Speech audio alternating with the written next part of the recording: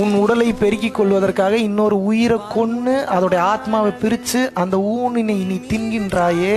இந்த உலகத்தில் இந்த பிரபஞ்சத்தில் உள்ள உயிர்களுக்கெல்லாம் பாரபட்சம் இல்லாமல் அருள் செய்கின்ற இறைவனாக உன்னால் எப்படி இருக்க முடியும்? திருவள்ளுவர் கேட்கிறார்.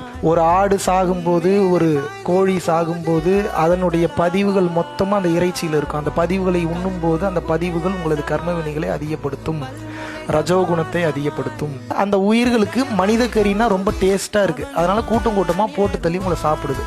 கை சூப்பு வைக்கிது, கால் சூப்பு வைக்கிது, காதை பிச்சு எடுத்து சாப்பிடுது. ஏற்றுக்க முடியுமா உங்களால்?